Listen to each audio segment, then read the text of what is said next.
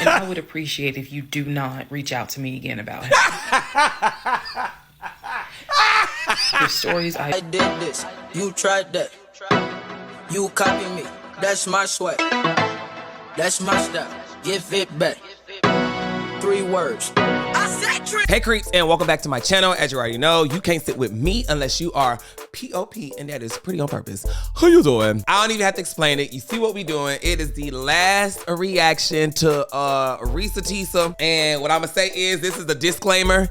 I'm gonna speak what the fuck I want to speak, say what the fuck I wanna say, and child, if you sensitive, I need you to go on and pack your purse, get your bags, and book it. The door. Find your way out. So anyway, this is just what I do. I am just a reactor. I love to talk shit. That's what I do. This ain't my friend. I don't know her. And it's just how I talk. Don't mean I hate the woman. Shit, I done made some mistakes. I done dated some thugs. Done took some of my coin. The fuck? And anybody could have said what they want to say about my life if I put my life online. So what we're gonna do now is get into the last parts of who the fuck did I marry? So yeah, get your wine, get your blunt, get everything. Like I said, this is my first time seeing them. I don't already see them. And this is my genuine initial reaction. So right now I am on her side because I'm starting to, you know, slowly understand like, damn, bruh, he really got you, bruh. But yeah, let's get into it. Part 41, who the fuck did I marry? So this is a continuation of my conversation with Chris, which will then lead into some other stuff. Mm-hmm. So Chris has confirmed that he has not spoken to Legion since 2015. So now we know that the phone calls that Legion was having every morning, fake, on the phone with Chris when we were, you know, getting ready to go to work, the phone calls were fake. I demonstrated in the last video how I think he, you know, how he was doing those phone calls. Right. Because he would relay messages from me to whoever was on the phone. Yeah, nobody. So Chris and I also then talked about their parents. So if you remember in the beginning, I told you from the get-go, this man was, you know, very respectful of law enforcement because his dad was a retired Philadelphia police officer. Right. The mom was a retired teacher. Right. And so he had the utmost respect for law enforcement. That's what he used to always say. Right. Because again, there's a lot that he lied about, so everything. I'm trying to only highlight the big things because truthfully, everything. It got to a point where when he would say that as a VP in his company, he had a meeting with the local sheriff. Child, we know that's a lie, so I don't even need to go into detail about that because again, right. Why? So I told Chris what Legion said about their dad being a retired police officer. And I was explaining how he said the mom was a retired teacher. So Chris listened. Again, very gracious, very nice guy. He listened and he was like, so are you ready for me to tell you what's true and what's not? And at this point, I was already convinced I was going to be drinking heavily that night after this phone call. So I was like, go ahead. Hello. All right, so here's what Legion said. Legion said, my dad was a retired police officer with Philadelphia PD. She repeats when he retired, so much. he and my mom moved to Augusta. I was there for high school, and they started a church. He took me to that church in Augusta and showed me where the church that they started.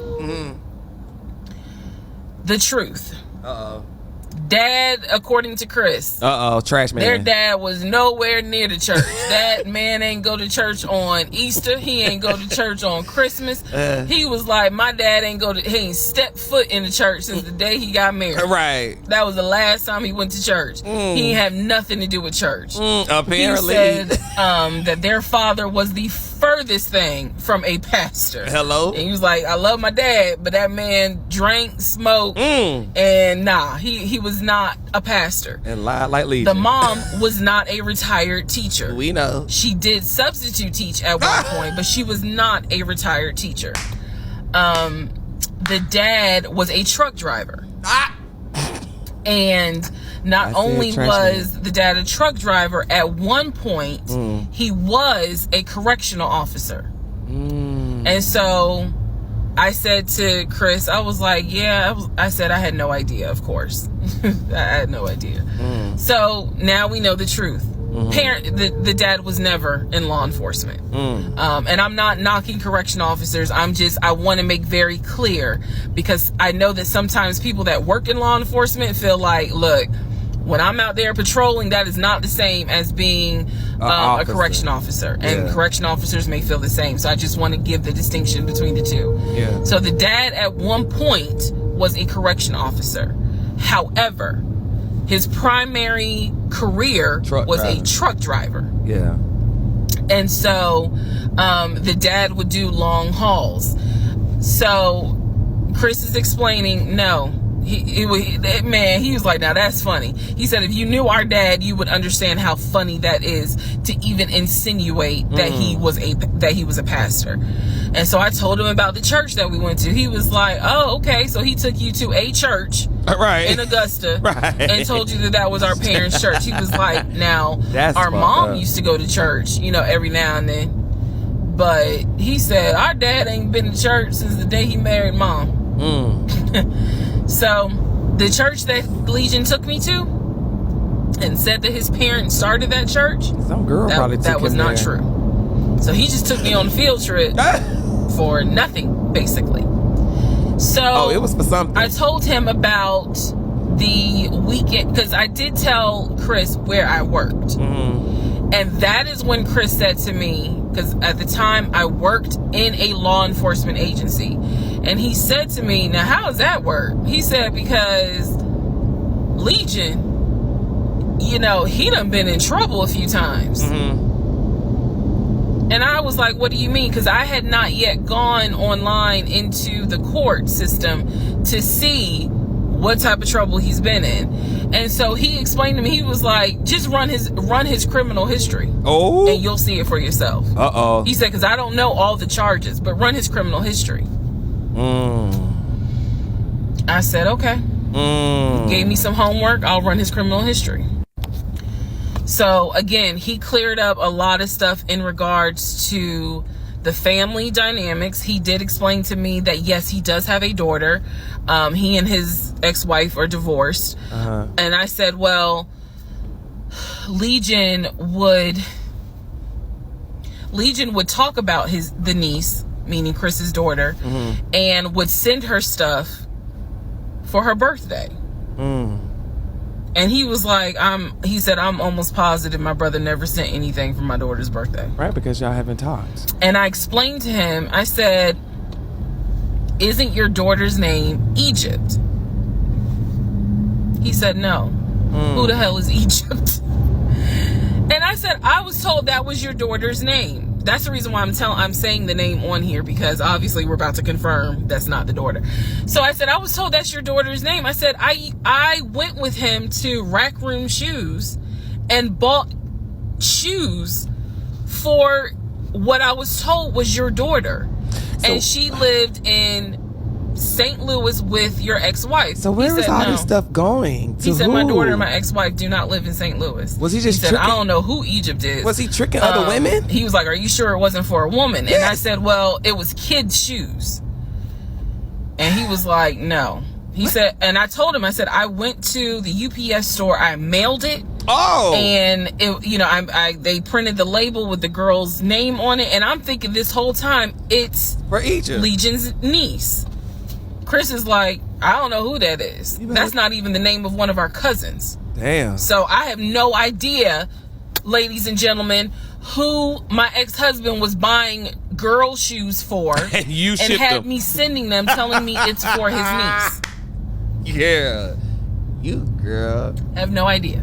Girl. So Chris is like, yeah, he finally said to me the same thing the ex-wife said, which is pretty much whatever he told you we know is that. A lie. We know that.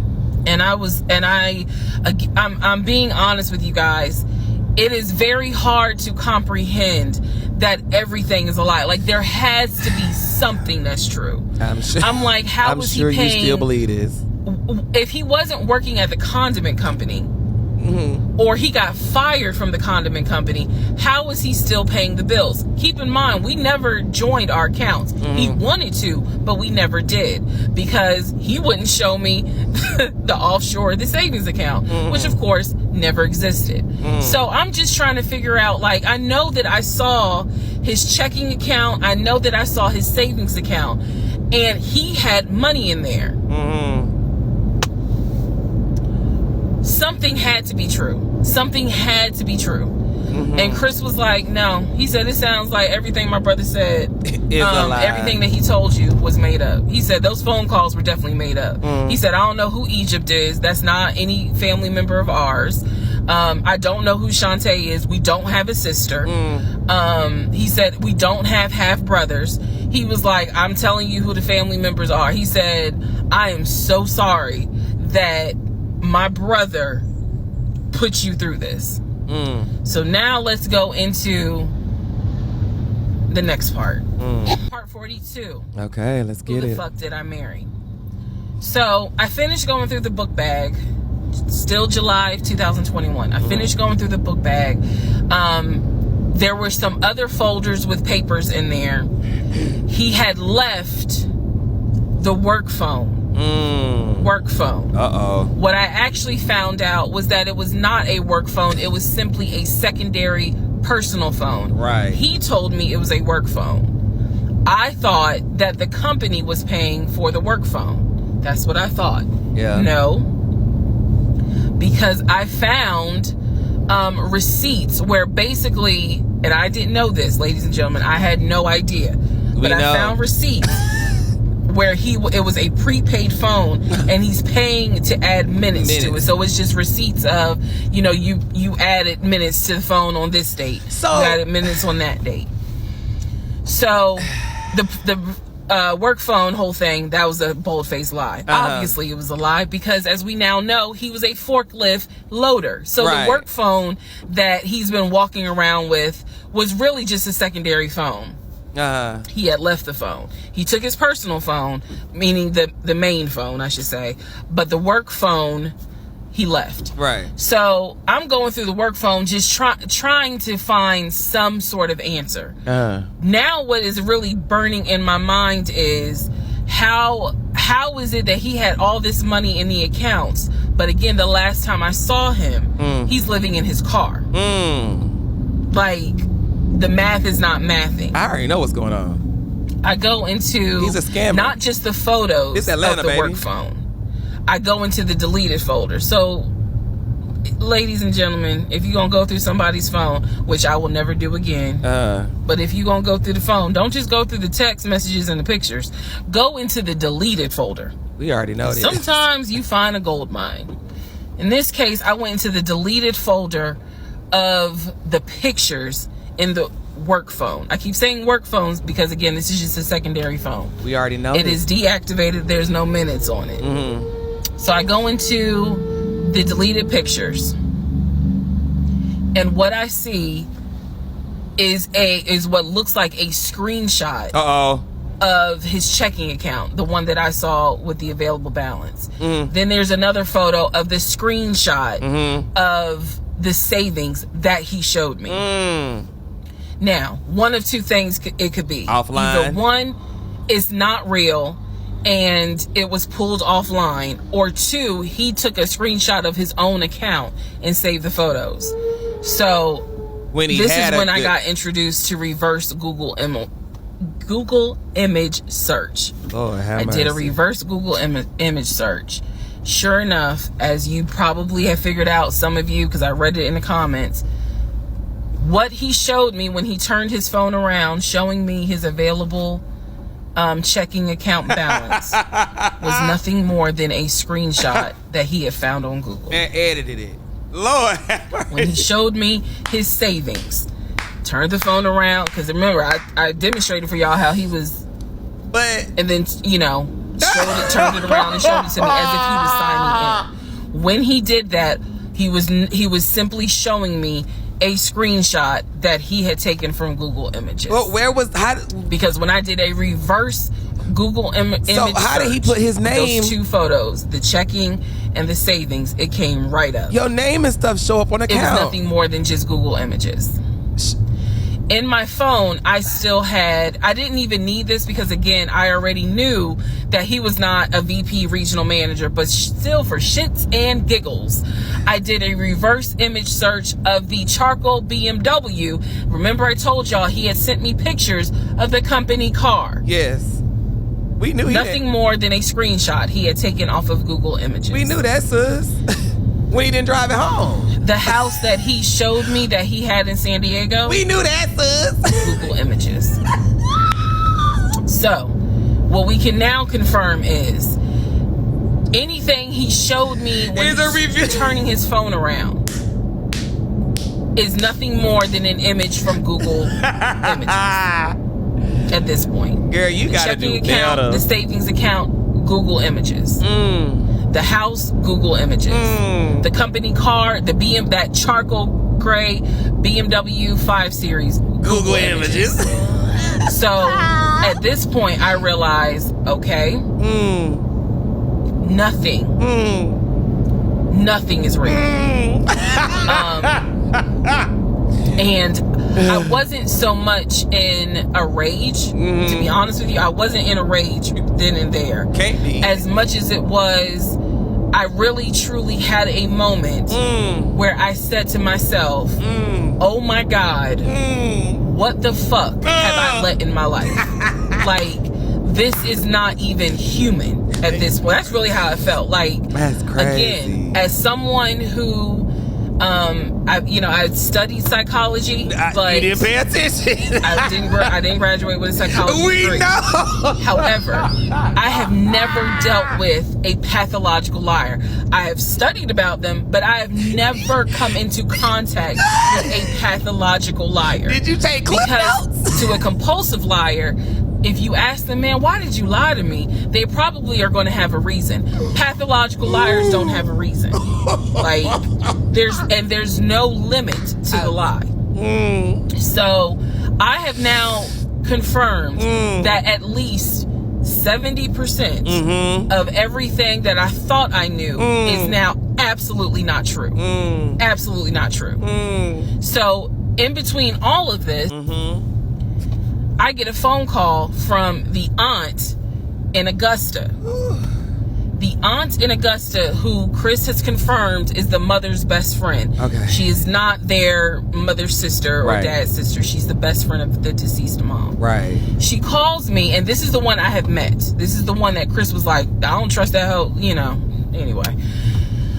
So she called because she wanted to know what happened. So they just passing your number around? She wasn't trying to be nosy or messy or anything like that. How you know? She's just trying to find out what happened because apparently Legion is trying to come stay with her. So she asked me, sweet lady, but she said, what happened with you guys? And I told her we're getting a divorce. I said because he lied to me a lot. He lied to me a lot. And so what breaks my heart about the conversation with her is that she said, so whatever happened to the baby? Mind you, we went to Augusta, told her I was pregnant. I thought he told her that I had a miscarriage. He didn't. Dang. He never told this woman I had a miscarriage. So she informs me, this is what she tells me. So now we're confirming something else. She tells me she been sending him money at least 5 times for the baby.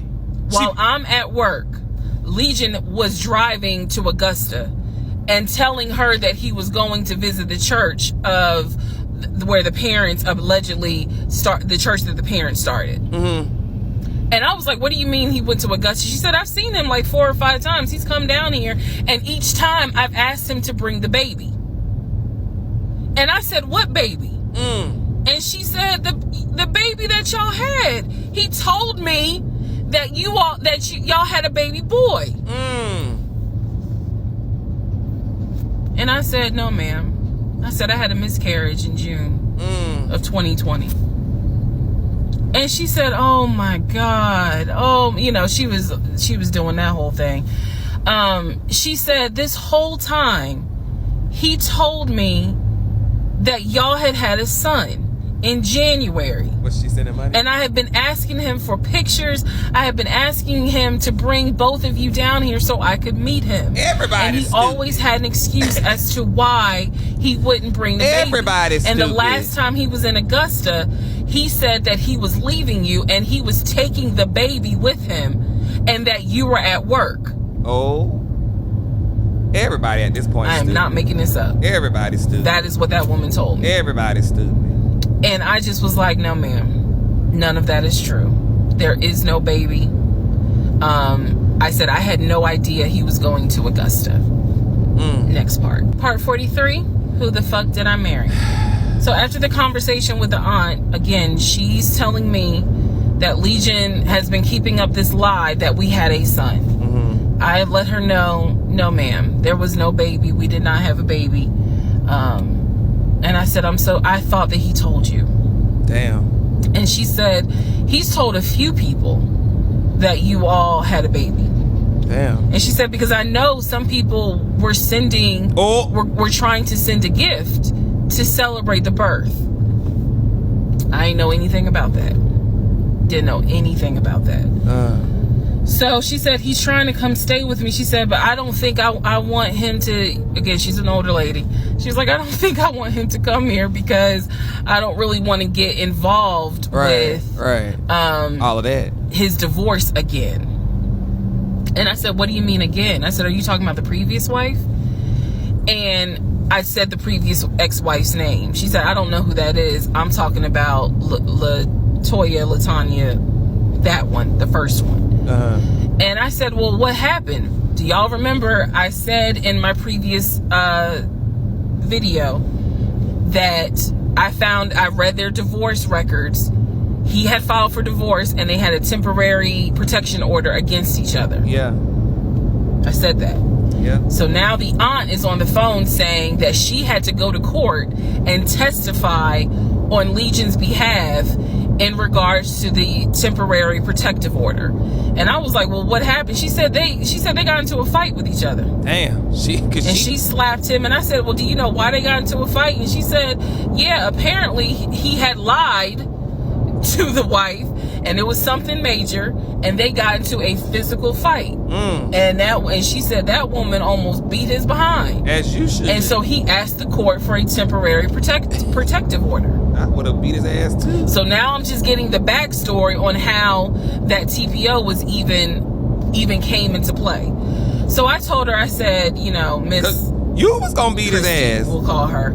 I said, you don't have to worry about that. I said, we're not, he's already signed the paperwork. We're not fighting. I don't have it in me. Right. I don't. So I said, I'm not going to tell you not to have certain people in your home, but I am going to tell you that I'm just barely kind of discovering exactly what the lies are in regards to Legion. So if you feel comfortable having him in your home, that's on you. Then do it. Right. I said, but I am going forward with this divorce, and once the divorce is final, I will have nothing to do with him. And I said, and I'm so sorry, you know, that he lied to you, and kind of pulled at your heartstrings in regards to a baby. Damn. I said, there is no baby. So Legion is. She said, so y'all are really getting a divorce? I said, and I didn't want to cuss to the older ladies, but I said, yes, ma'am, we are. And so we get off the phone. Also during this time, Legion would call me every now and then. Legion had no idea. I've spoken to his ex-wife. I've spoken to his brother. I've spoken to his female cousin. He had no idea. I have now, if we want to go through real quick and talk about what we can confirm. We can confirm that there is no sister. We already knew there was no baby. There was no VP job. Again, he was a temp. And apparently he was making decent money. So what I believe, and this is just what I think off of putting pieces together, I think that he made enough money to pay the household bills, because it wasn't as if the household bills were so expensive. He made enough money to live on his own. But because he had instead the studio. of him living on his own, he's living with me. Right. So we can also confirm that when he told me that he was paying his car off and he called the dealership and paid his car off, we can confirm that that's a lie. That story will come up later on. Oh, Jesus. So pretty much at this point, the only thing I know to be true, his name, his date of birth, the secondary social security number that was on my background check, and that he has 2 brothers and the parents are deceased. At this point in time of July 2021, that's all that I was able to confirm that to be true. So later on, Legion calls me. He calls me because he wants some money. I know you lying. He just needs a little bit of money I know to you hold lying. him over till payday. I know you did. And so I know you did. We're on the phone. I know you did. Again, I was recording all my calls. I know you did. We're on the phone, and I finally kind of confronted him. Number one, about having a twin. That's when he tells me, you know, I don't know why I lied, but I don't really talk about him. Number two, I asked him why did he get fired from the condiment company. His story is that he got fired because he had helped a truck driver and he was not supposed to. I wouldn't even believe that. Why you I know it's asking a lie. questions Y'all don't even have to tell me. Thank you. Shut me up. Number three, I asked him, why did you tell your aunt that we had a baby? He claims he never told her that. Oh. And that she's old and she didn't know what she was talking about. So she's seen out. So then I asked him if he was ever in trouble. Why are you asking questions? Where he's been arrested. Why? And he said, yeah, I've been arrested as a juvenile, but my father had my record expunged. Same way he I said, were you ever arrested as an adult? He said, nah, I ain't never been arrested as an adult. I said, so you never went to weekend jail? Uh-oh. He said, no, I don't even know what that is.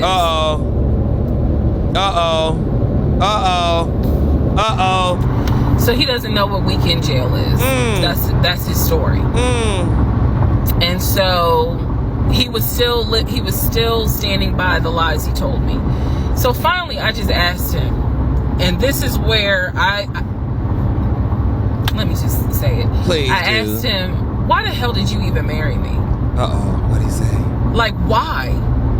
Because you was easy. Why did you even marry me? Because you easily could have just stayed dating or been the boyfriend or just moved on with your life. Like, you didn't have to marry me. You didn't have to pull me into a marriage and make me think that this is what you wanted. Right. This is what he said to me on that phone call. He said, I had to marry you. And I was like, no, you didn't. He said, yes, I did. He said, I knew full well from day one that there was no way you were going to stay my girlfriend for longer than a year. He said, I knew it. He said, I knew in order to keep you, I was going to have to marry you. Y'all, my jaw hit the ground. I could not believe he said that. And he said it so matter of fact. 44. Yeah, it cut off. But that is the most fucked up thing to say. But you should have been more observant as well when you're going to marry somebody. And yes, I'm aware. It was brought to my attention.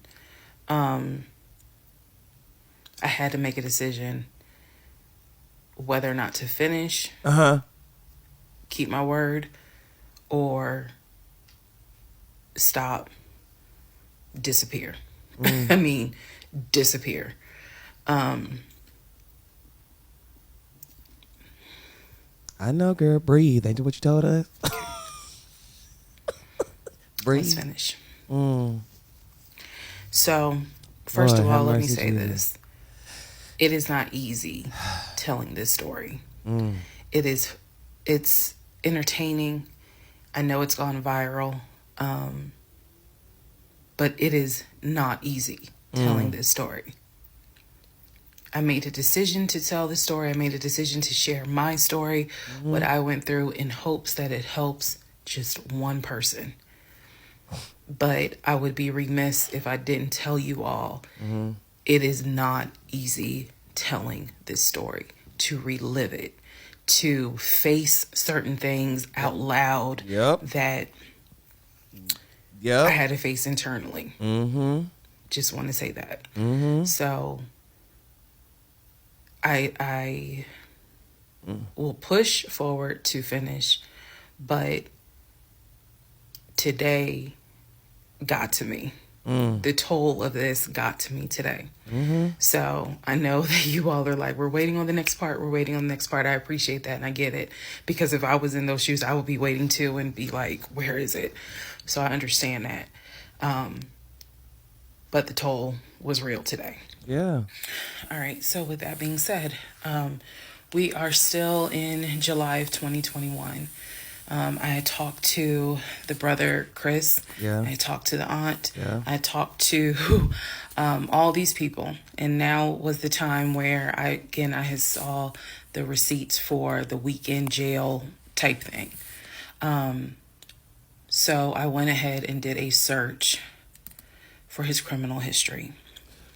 I want to go back to the phone. I ran his criminal history. I did that on my own at home with my money. So this was not, I think someone had asked if I did anything with my job. No, I did not. I know better.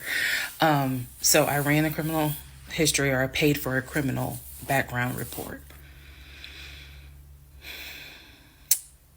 For him to say that he appreciates law enforcement so much, it was obviously a lie. Because the criminal history showed that he had been arrested for criminal trespassing. Damn. He had been arrested for like suspended license, suspended registration. But the big thing was impersonating an officer.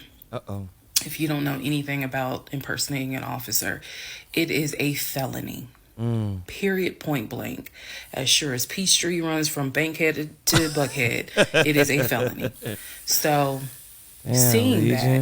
seeing what court it was in, I did another open records request for the incident report. I wanted to know exactly what the circumstances were, especially given the fact that I worked in law enforcement at the time. What were the circumstances as to how he was arrested for impersonating an officer? So I did an open records request. I got the incident report, and I'm tired of saying my jaw hit the floor. Girl. But on this one, my jaw hit the fucking floor. I respect law enforcement. Again, I was working in an agency with a lot of great men and women. Basically, what the incident report, and I'm paraphrasing it because I don't have it sitting in front of me. Basically, what the incident report shows is that he pretended to be an officer using a badge. I later found out it was the badge that his dad had as a former correction officer. Damn. Same last name. So he was pretending to be a police officer at an apartment complex on the south side of Atlanta. No, you didn't, Legion. Proceeded to tell people that he was an investigator and he was looking for drugs. He also proceeded to try to pat down someone. And then also proceeded to try to go into a woman's apartment and do a search. No, he didn't. This is in the incident report. So, naturally, the woman who he was trying to get into her apartment to do a search happened to either work with or worked at a local police department. Damn. So she just simply called her coworkers or called her homeboys or whatever. And so he was subsequently arrested and subsequently was charged and found guilty. That is what I found in his criminal record report. It is fair to note, had I known that he had a criminal history, we never would have even finished date number 1. Hello. Some things I'm just not going to get involved with if I know from the rip. So What that's does something this that mean? you're really Again, not going we've to tell on been the first going date. over what's the lie, what can you confirm? I can confirm that there was no way that this man ever had a passport to take me to London. When he claimed that he was voting in the election, there's no way that he did, because he tried to tell me that he was still a registered voter in California and that he did it online. I knew it was a lie, but again, at this point in July, I'm able to confirm that, yeah, you never had a passport. You never voted. The small things that mean something to me, he never did it. He wasn't eligible to. So now I know that not only have you, yes, been arrested. Now, what happened as a juvenile, I don't care. But you have been arrested. Right. You have done some sort of time. And now it explains why you knew your way around the county so well. If you go back to the previous videos, I had mentioned that I was wondering, how do you know your way around here? And the story was his sister used to live in this county, and he would come visit when he would fly in from California. When he would go see his parents in Augusta. That was the story. So that explains the criminal history. And I'm also going to take you guys back and remind you when I had to go in for my polygraph, and how the polygrapher had asked me, do you know anyone that is a convicted felon that you have relationships with, blah, blah, blah. And remember, I said to him, my husband and I are estranged. I honestly don't know. Fast forward to July, where I find out that, yes, in fact, on top of everything, I was married to a convicted felon. Had no idea. No idea whatsoever. And it's nothing but the grace of God that I was honest with the polygrapher and telling him, look, I don't know what's in this man's background. To say that I have no idea who I married is an understatement. It is a complete understatement. It's fair to say, well, you only knew him for like 2.5 weeks before you quarantined with him. That's fair. And I can understand that, and I take responsibility for that. But in the big scheme of things, I had no idea the creature that I was sleeping next to every night. No idea. All right, part 45, who the fuck did I marry? So we are now end of July, August. I could never move that fast with somebody. During this time,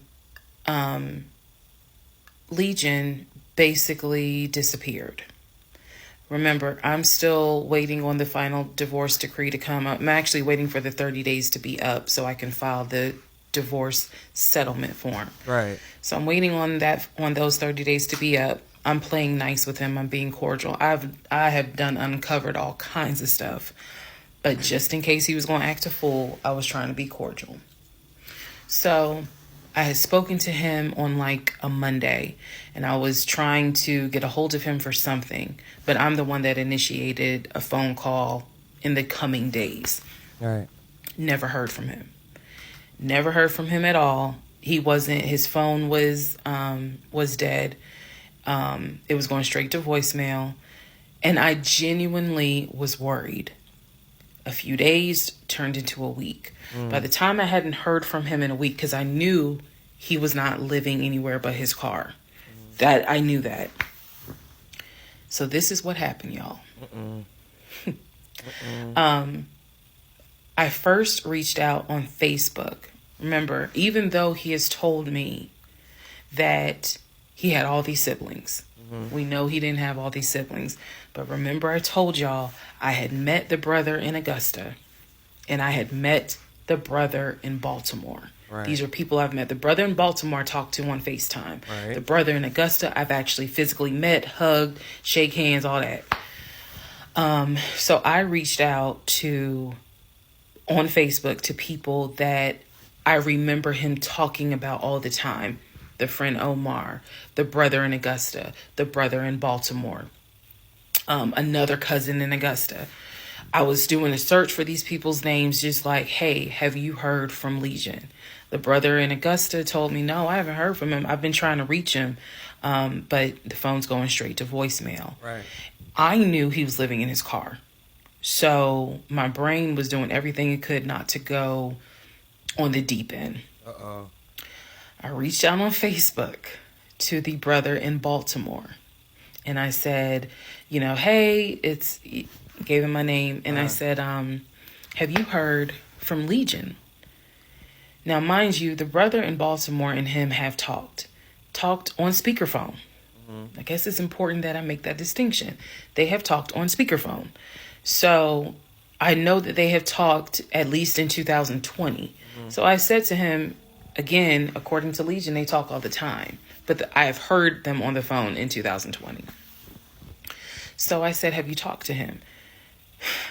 The brother from Baltimore informs me, no, I ain't talked to him. He owes me money. So I ain't got nothing to say to him. And I said, wait a second, like, he was telling me that y'all are brothers. He was like, man, he's like a brother. Oh, my God. But I don't fuck with it. I don't fuck with him. Oh, my God. Because he owes me money. Oh, my God. So they had not spoken. This is now July 2021. They had not spoken in well over 6 months. So all the phone calls, this is what it means, guys. All the phone calls that he had with the brother in Baltimore in 2021 were not real. Then I reached out to the Omar guy, and I remember the story was that he and him known each other's years since California, worked together at the condiment company. Egypt is a mess, baby. I reached out to Omar and said, have you heard from Legion by any chance? Ain't nobody. Explained who I was. He responds with, and I'll never forget it.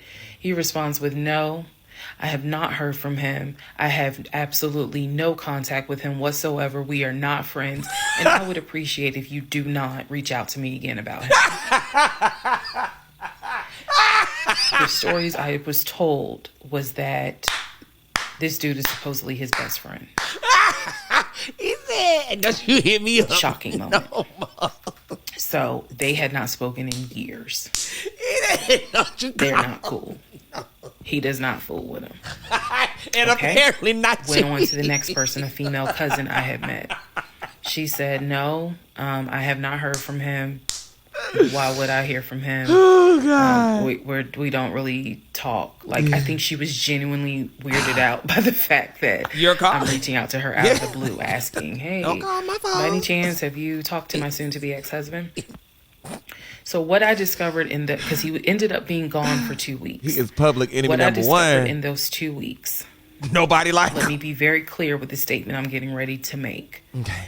I reached out to every person I know who apparently has had some form of relationship with him. Either he said that they were friends, they talked on the phone, he said they hung out. The brother in Baltimore, I was told, had been to the house while I was at work. Brother in Baltimore said, no, that never happened. I've never been to your house. All these people knew that Legion was a liar. But didn't she have a camera? And I think that they all felt bad, with the exception of the Omar guy, felt bad that I was kind of just discovering what they've known for years. Right.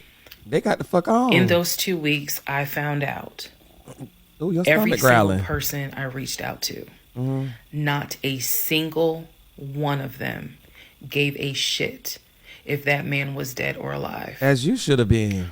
All of them had the attitude, some even said it, fuck no, him. I haven't heard from him. I don't care to hear from him. Right. It was as if, it was for me, it was such a sad moment because I discovered how dumb you were. This man has no friends. Fuck whatever he has said. I am now able to prove it. He has no friends. There is nobody who is concerned that they have not heard or seen him in over 2 weeks. Some people months. That's his One fault. guy years. You're lying None to of people. them were concerned. You're using people. So basically what I'm saying is that I discovered He had burned bridges. Oh, well. With everyone. Oh, well. Oh, the Burned fuck, bridges well. with family, You a grown man. Bridges with so-called friends. Burned bridges with fake brothers, fake sisters, fake aunties, uncles, everything. Oh, well. He had burned bridges. And now with you. Everyone. Turn your life around. He had a chance to turn his life around with you. That was more and telling still wanted to than lie. anything else. Mm-hmm. Yes, I knew he was a liar. Mm-hmm. Yes, I knew he had made stuff up. Here she go. I was genuinely surprised to discover Why? nobody gave a shit about this man. Why? You don't either. You kicked him out. Told him to No. go because you would beat the fuck his face in. I had never met every single family member, but the fact that he was living in his car, the fact that he wasn't bathing and was had disappeared, was shocking to me. Well. So, well. Where was he for those 2 weeks? Yeah. Glad you asked. He had checked himself into a behavioral hospital in Augusta. Why? Not to get help. No. This is July. He needed somewhere to stay. In Georgia. It's hot as hell. It's sweaty. It's damp. It's humid. It's everything. He needed somewhere to stay. He checked himself into a hospital so he could stop sleeping in his car for 2 weeks. Hello. When he checked himself in, they took his phone, and that's why no one was able to get a hold of him. And by no one, I mean me. He checked himself into a hospital so that he could have a bed for a couple of weeks. See, he don't give a fuck. These are words about self. That's the type of human being that I was dealing with. Yes. Part 46. Right. And she over here talking about she said, fuck him. So after the whole missing in action debacle where he disappeared for a couple of weeks, Legion started calling and texting me, telling me that he was ready to come home. Yes, you heard that correct. You just said you were sad. Open the door. Someone had told him that legally he did not have to leave the house when I kicked him out because it was a marital home and he had just as much right to and be there. And he had mail there too. I did. If he had mail. So he started harassing and calling the shit out of me. Damn. He was calling, 30 times in 1 hour. He was Facebook Messenger calling me. Let me be clear. Facebook Messenger calling me. Oh, bitch, it's up. He was calling me so much. He was messaging me saying, I'm coming home. I'm going to get some money and drive up from Augusta. Ooh. You have to let me in the house. It's not fair what you're doing. All this other bullshit. It was non-stop. He would start calling at 7 o'clock in the morning. He would not stop calling until 10 o'clock at night. He was calling so much. Leaving messages, like I said, just straight up harassing me. I want to hear these messages. So I reached out to attorney friends. I reached out to local law enforcement. Local law enforcement informed me, well, technically, he's right. Right. Because he is still legally your husband. Our divorce had not been finalized at this point. The paperwork had been sent in. I was just waiting on the judge. He on some Frank Gallagher shit, bitch. But it hadn't happened yet. So the local law enforcement did tell me if he comes back, our officers would have to let him in the house. You don't have to stay there. They gave me different options. I was trying everything in the book because he is saying I'm coming back to the house. I told him, do not come. You are not welcome. I'm not letting you in the house. Again, the locks had been changed. The code had been changed. So I told him, if you come to this house, step foot on this property, I'm calling the police and getting you arrested for trespassing. You should know about that. But the cop already said they're going to let him in. He was adamant that he was allowed back in the home. He didn't know the conversations I had with local law enforcement. But somebody was in his ear telling him, nah, you can go home because she's not allowed to kick you out. Right. Okay. He did his research. You think that nigga didn't know this? I didn't know when he was scheduled to come because he was trying to get the money for the gas to get back to Clayton County. Oh, baby, he coming. I tried everything I could. Basically, what my options were simple. Let him in the home. And I can stay in the home, put him in a room, just have no dealings with him. Lie. But again, I don't want to be under the same roof with him. This is what the local police told me. Lie. I could have an officer go room to room and let his body cam film the room to see the condition of the house. And if Legion showed up, I would leave the house. I can go to a family member's home and stay there. This is literally in August, right before my lease is up. So I was already moving. I had already secured another home. Did exactly what I said I was going to do. I would have been good. Come on over. Moving to Cobb County. So come on. I just needed a couple of weeks before I vacate the home. Right. Come on. So the other option was, again, have the officer film the home with the body camera. That way it shows what the condition of the home is at the time that he moved in. Yep. And then you leave. So if anything gets messed up, I can sue him. Yeah. What am I going to sue him for? Girl. But nevertheless. Right. Or the third option is I can stay there with him, make life miserable. So my plan was the option of have them film the home. I was not staying in the same house with him. I didn't care. Also, there was no guarantee, and I told the officer this. Look, if y'all allow him to stay in this house, I am telling you by tomorrow morning, every utility in this house will be off. Hello. He will have no running water. Hello. He will have no air conditioning. Hello. This place will feel like a sauna. Hello. Officer kind of chuckled and was like, again, ma'am, I mean, this is one of those domestic situations. He is allowed in the home. Okay, well, cut your shit off. Okay.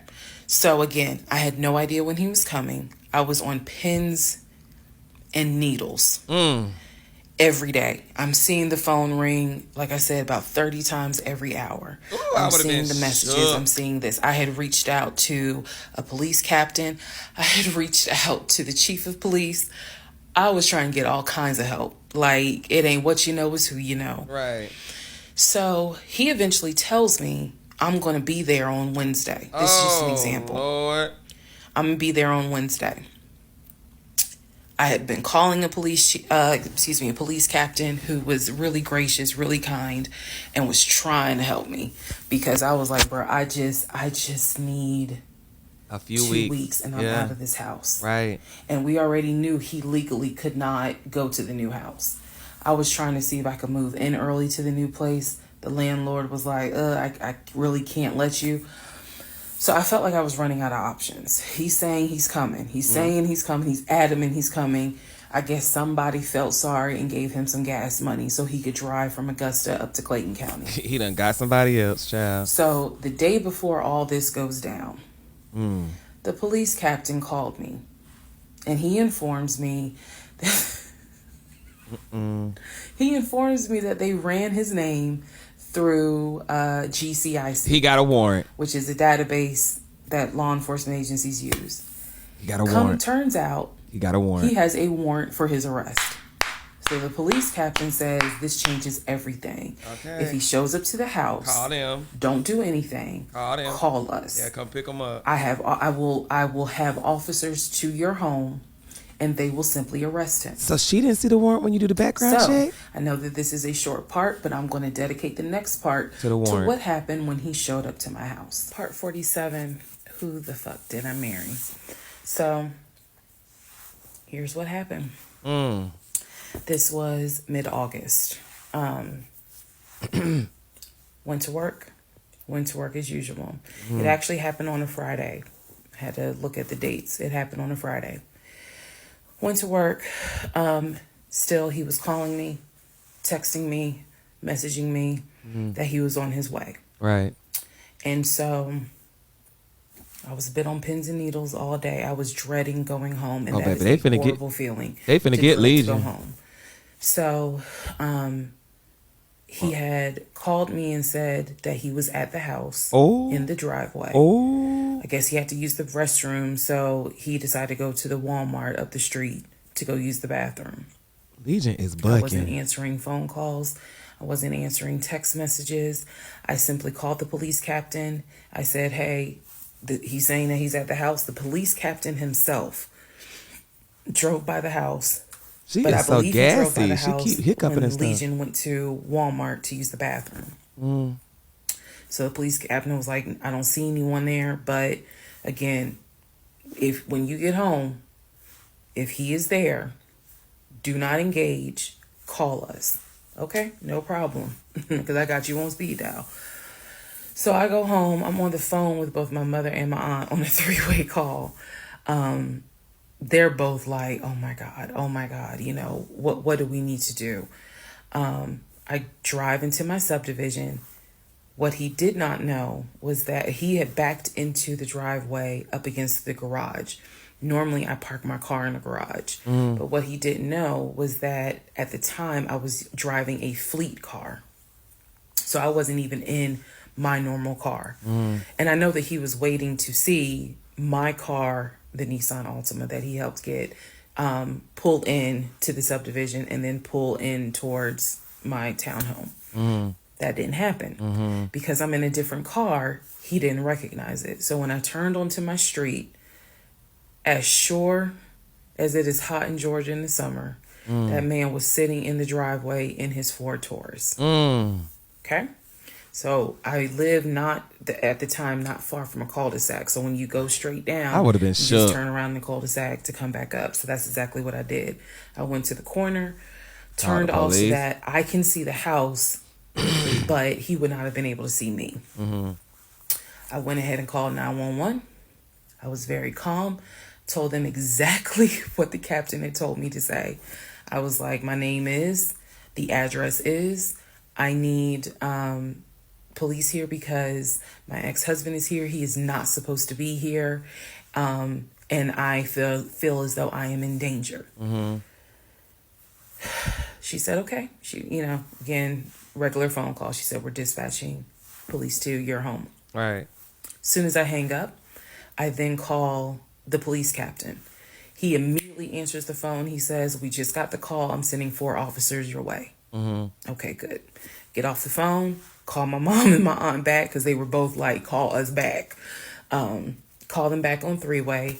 I continue to sit there until I see 4 officers, 4 cars pull in and stop just in front of my house. So then I ease up. He gets out the car, I guess trying to see what's going on.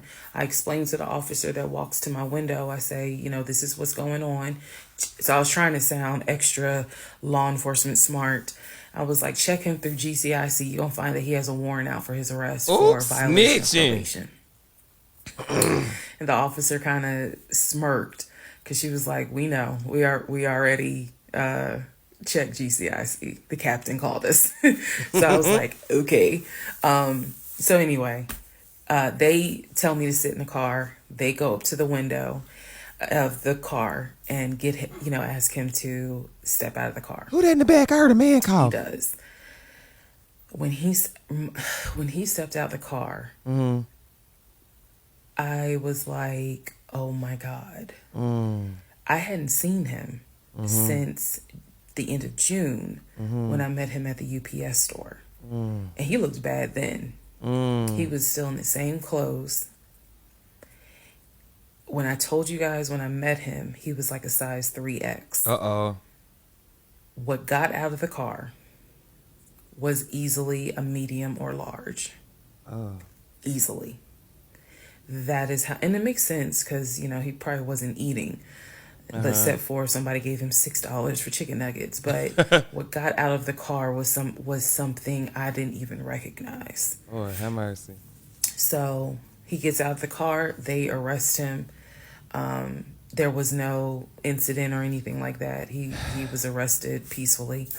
They put him in the back seat. My neighbors are all looking like, what is going on? And so the officer comes up to me and she said, he's asking to speak to you. Do you want to speak to him? I said, yeah. So she walks with me. Keep in mind, she's wearing a body cam. So she walks with me to the window. They put the window down. And I remember looking at him. I was like, I told you not to come. And he said, I just wanted to get my stuff. I just wanted to get the TV. I said, what TV? The TV that you gave me in the divorce? And he was like, yeah, that TV. And I I said, it's mine. He was going to pawn it. You gave it to me. I have the fucking text messages proving that you gave me the TV. Oh, now you and big and bad. I'm trying bad. not to scream because the neighbors are all watching. And he was like, I know. I just needed my stuff. I'm sorry. I'll never bother you again. I'm sorry. And so I look at the officer and I was like, you have me out here with 4 fucking police cars. You have embarrassed me to no end. You have made a fool of me. And you got the audacity to now be like, I'm sorry. Oh, she crunk now. You're sorry. So the officer now you tough. was kind of like, girl. Okay. I said, I never want to see you again. He was like, you won't. I'm sorry. I'm so sorry. Yeah, she bucked now. I walk off. Yeah. The officer is like, I'm glad you found your strength, going mama. through the stuff that was in his wallet. They took it out and put it on the roof of the car. So the stuff that was in his pants, like his wallet, his keys, they put it on the roof of the car when they had him get out the car. And so she's just like, I said, did you catch all that on body cam? And she said, yeah. I said, he gave me the TV. And she said, yeah. She's like, we're going to take him in and we'll have somebody look at him, because in her words, she said he's definitely having a mental episode right now in the back seat. And I just shrugged and I was just like, my God, I just said, I just want to be done with him. I just want to be done. And so she was like, I understand. I totally get it. So his car is in my driveway. The keys and everything are, they took it with them because I guess since it was on him, they took it with them for processing at the jail. I think that's how that works, because I didn't see the wallet or the keys afterwards. So at this point, 4 officers leave. I go into the house. Everything's peaceful and calm. He called you. A few minutes later, I go outside to check the mail. Uh-oh. What's in the mail? Uh-oh. But a letter from the court. I open it up. I go into the house because, again, it's hot. I had my wig on. My head is all sweaty and stuff. I'm just angry and just angry. That raised my blood pressure. So I go in the house. I sit on the steps inside the house and I open up the mail from the judge. And it's my final divorce decree. No, look at God. And look at God. I'm smiling right now. But y'all, when I got that divorce decree sitting on the stairs, I broke down into ugly that was God. Tears. Like, it's over. I broke down. Yeah. It was as if a year worth of weight came off of me. I broke down, and I mean, I wailed. Gotta show it right on time. I broke down. Yeah. I broke down. Yeah. I broke down so bad. Next part. All right. Part 48. Who the fuck did I marry? So after I finished breaking down, wiped my tears, and his car is still in the driveway. I couldn't park in the driveway. So I called the car company.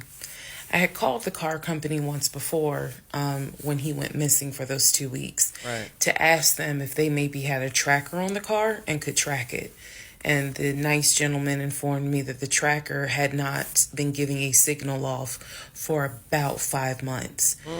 So he wouldn't really give me details on the car, but obviously the car had not, the car payment was not being made on that car. It had not been made on that car for quite some time. So he and I split in June, but apparently the car payment wasn't made long before June. Can't speak to that, but he still had the car. So, called the car company. I told them, I understand that y'all are looking for this Ford Taurus. And the lady said, yes, or you can make a payment. I said, no, y'all can come get it. Right. Here's the address. When do y'all want to get it? And she said, well, I can have a driver come get it tomorrow morning. I said, no problem. That car will be ready for you to get it tomorrow morning. Right. And so The car was repossessed out of my driveway the next morning, Saturday. The driver was there about 7 o'clock in the morning.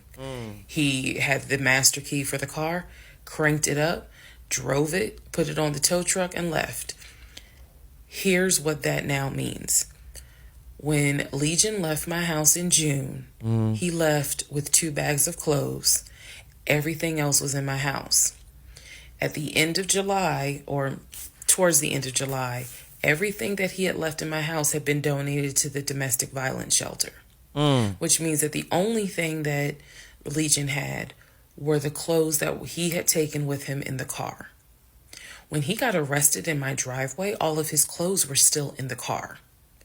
And when the car got repossessed Saturday morning, all of the clothes were in there. Which means that when he went to jail, whenever he got out, he only got out with keys to a car he no longer has, a wallet with probably no money in it, and the clothes that were on his back. Damn. Everything else was gone. Look at God. That's crazy. Now we can fast forward to what happened around August 29th. So I was scheduled to move August 31st. You gotta start over with nothing. Up to Cobb County. We had been checking the court documents. He had a court date scheduled for around August 29th or August 30th. I don't remember the exact date. The court time was supposed to be around 9 o'clock in the morning. My mom was watching the court filings online. And according to her, because I missed it,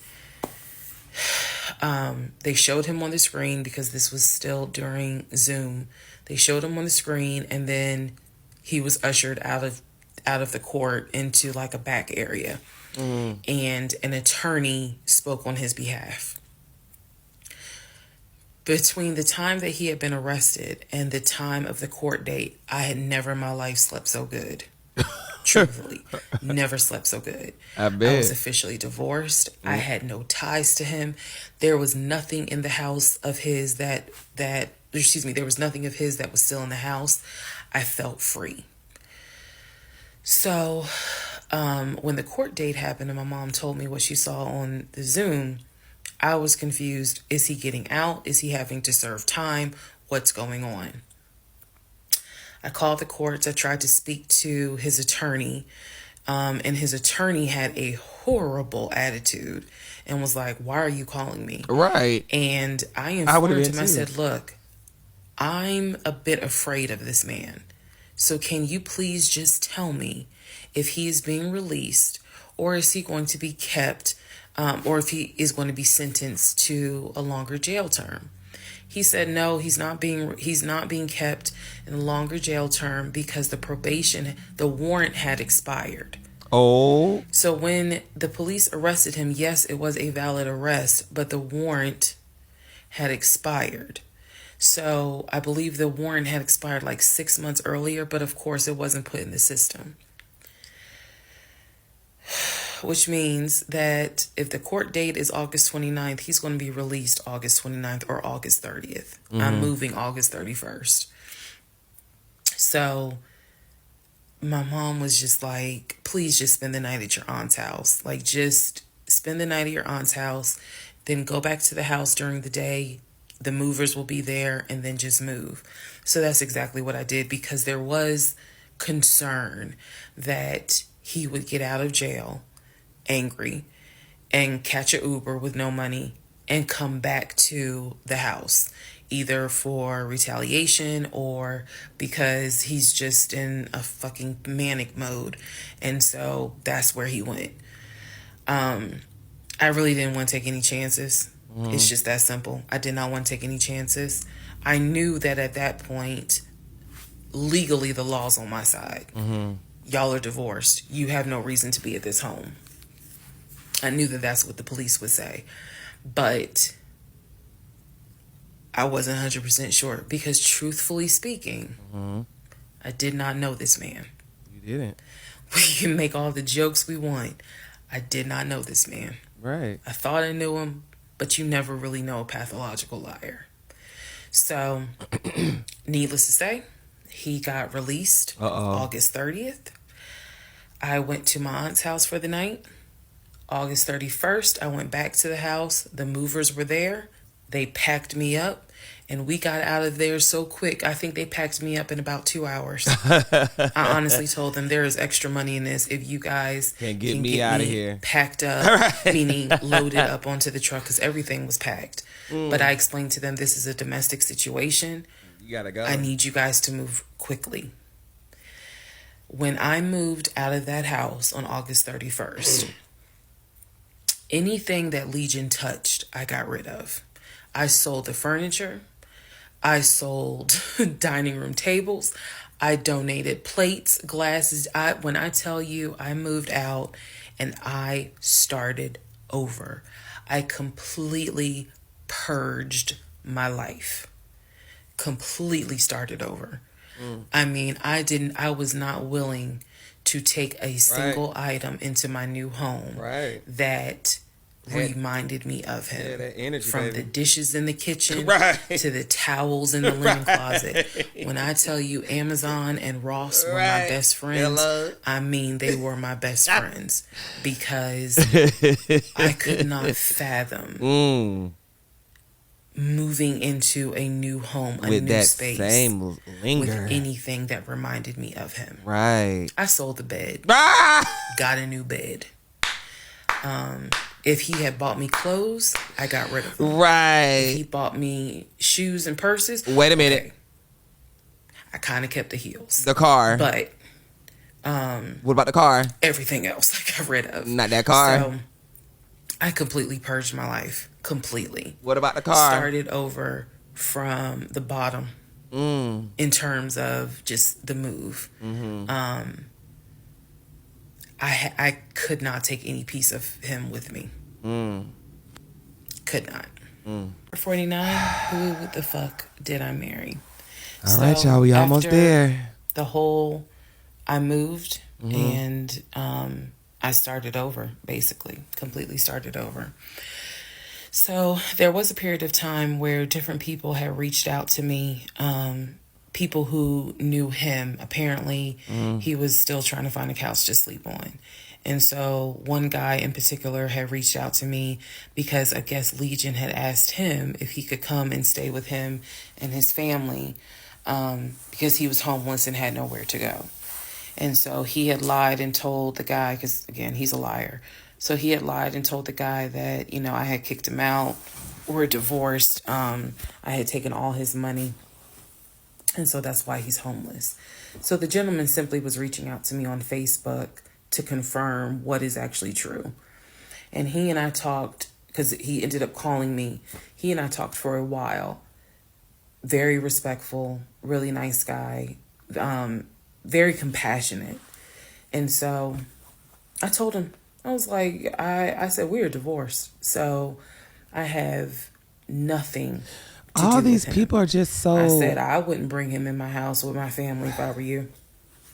But that's just me. I've never been the type just to reach out. Lady, he didn't say lady, but he was like, lady, you dodged a bullet. He was like, I know you may not see it now, my sister, but you dodged a bullet. You dodged a bullet big time. And so why didn't all these people say this in the... He was very encouraging, like, it sounds like you got a good head on your shoulders. It sounds like you a good woman. And no, he was not flirting at all. He was like, it sounds like you a good woman. And I really hope this does not mess you up. Like, don't let him mess you up. Don't let him, like, diminish your shine kind of thing. Right. And I appreciate that. I did. Because at that time, again, had moved into my new place. 2021 was the worst year I ever had. I'm not saying that so that 2024 can be like, hold my beer. But 2021 was a dark year.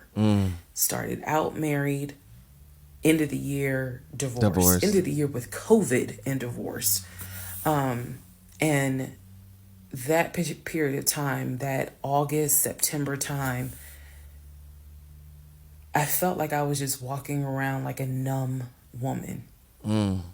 I didn't know if I was coming or going. I didn't know what to do. Because I felt like I had just been through hell.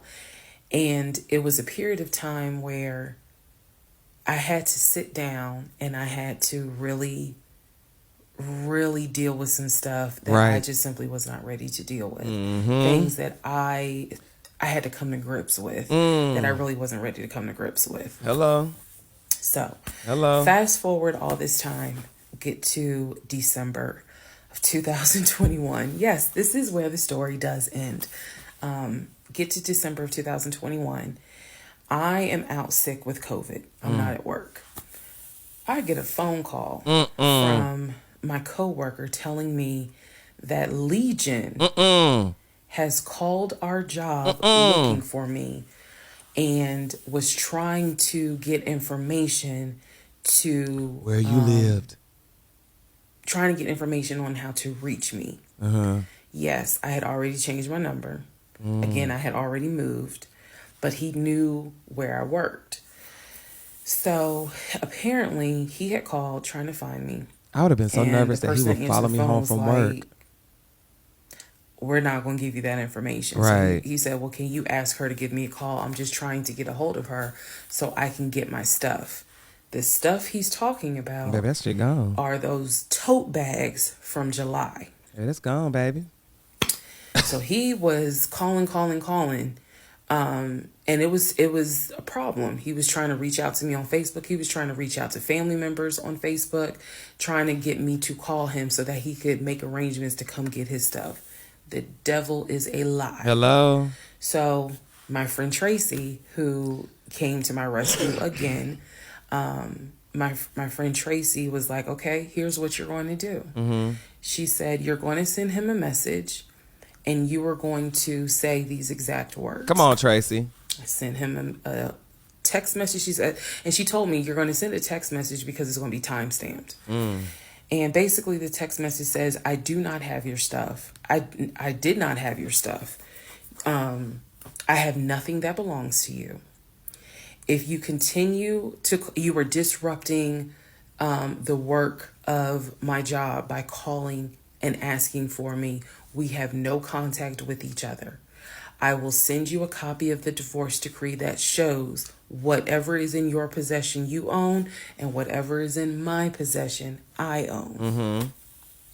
If you contact me directly, it's harassment, or indirectly, ever again, come on, Tracy, I will get a restraining order. Come on, Tracy.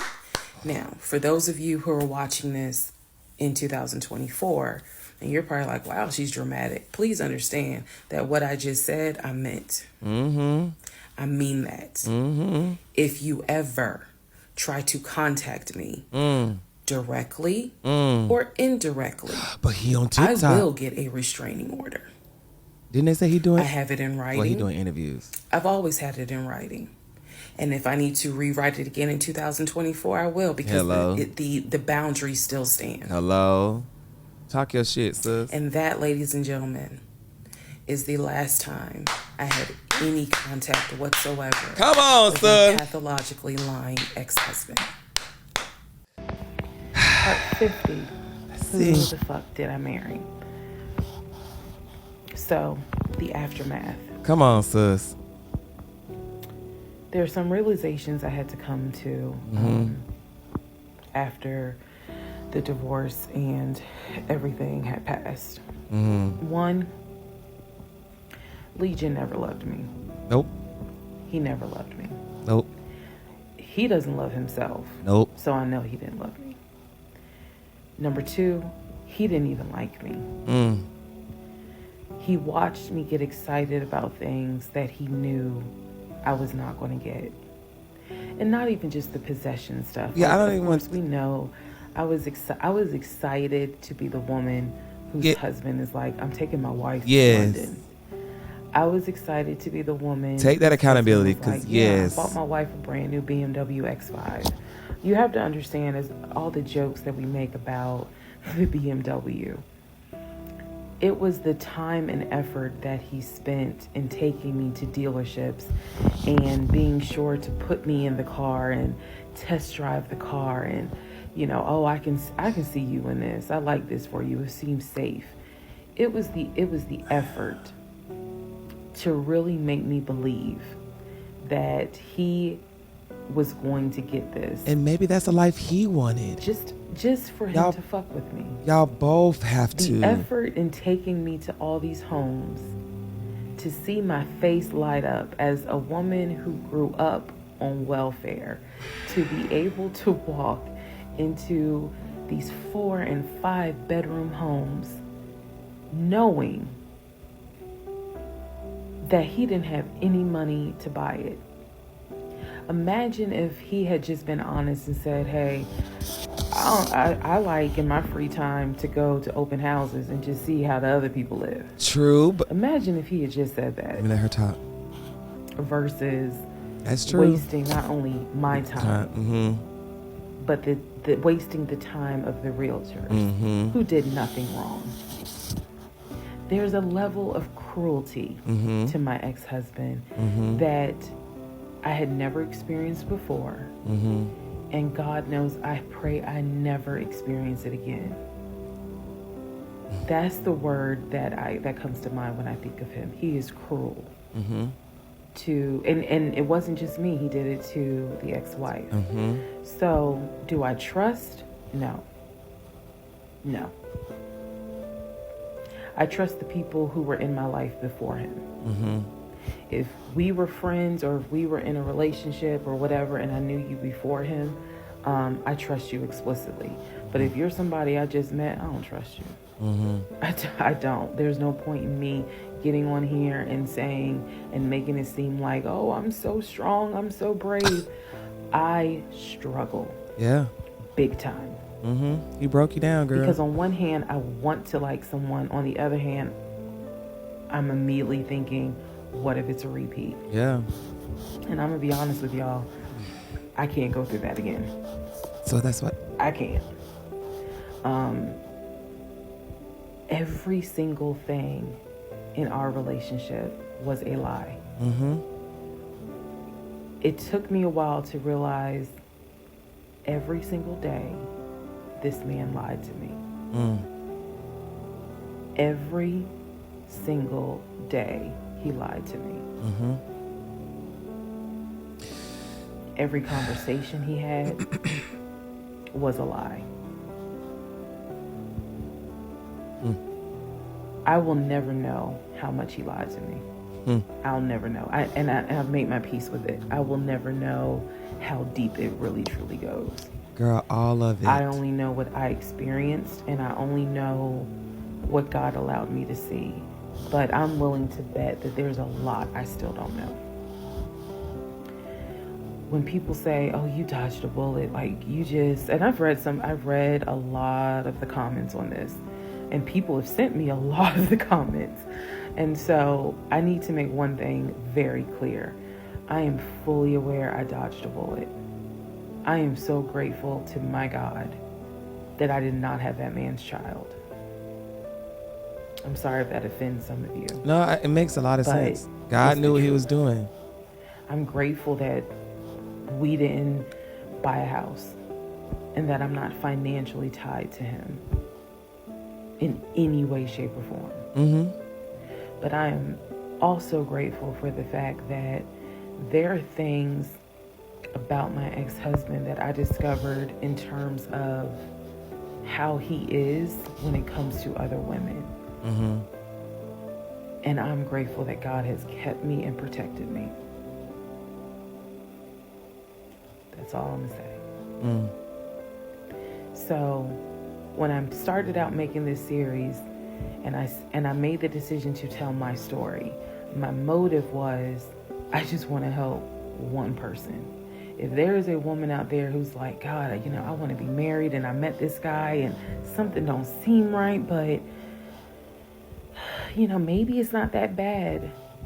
My advice is, honey, just go ahead and do your research, because I can honestly tell you, being single sucks. It does. In my opinion. Sometimes it does. It sucks. But go ahead.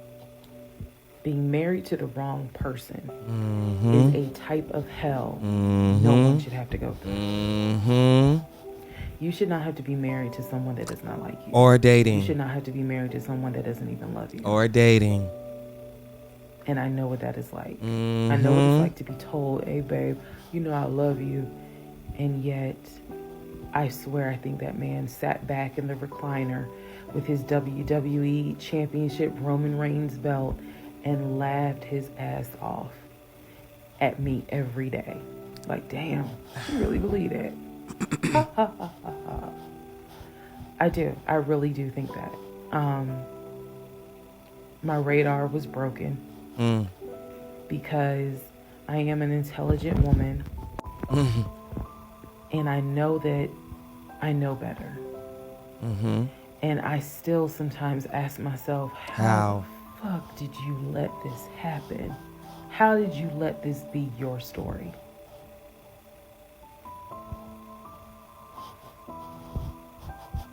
All because... Say it. At the time... Say it, please, for me. I wanted it to be my turn. Thank you. And I hoped it was my turn. Thank you. And when people say, well, what do you mean by that? Thank you. We all see it. Whether it's social media or real life, we all see where... That's what I wanted.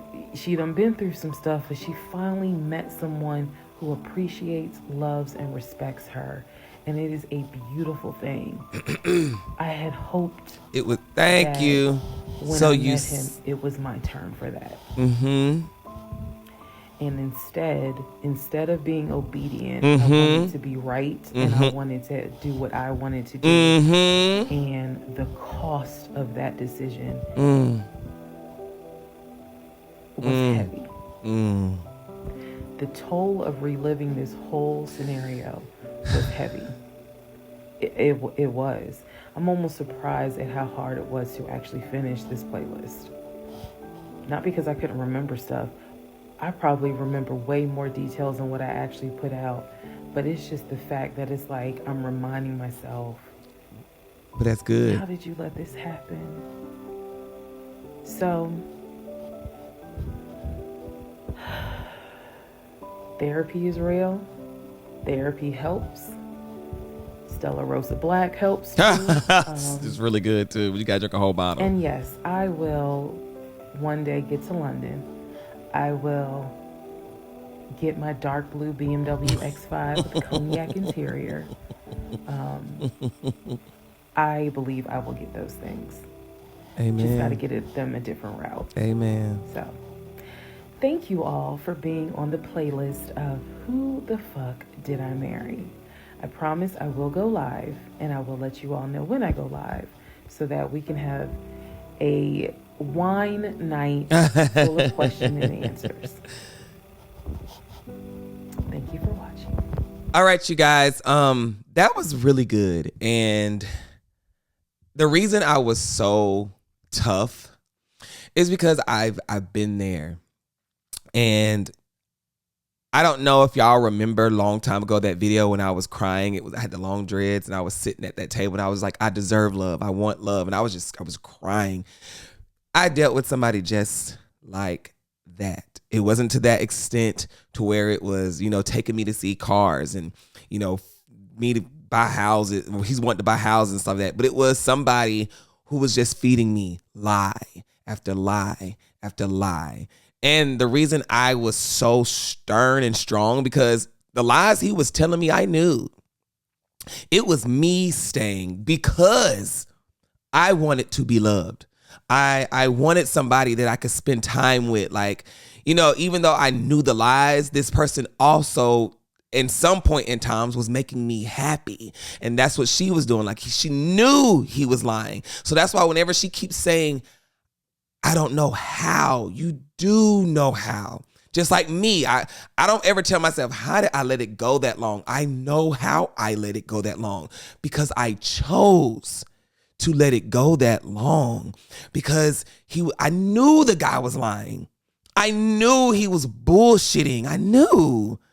But because I loved him, because I wanted to have a boyfriend and a lover, I chose to continue to just, okay, well, here's the money for this. You said it was for probation, or you said it was for this, or you said you was, giving it to help your mom out, or you needed it for dad, or and then he'd come back and kiss on you and love you, and you would just erase everything that just happened because now it's just like, okay, he could be telling the truth. You know what I'm saying? So I get everything she went through.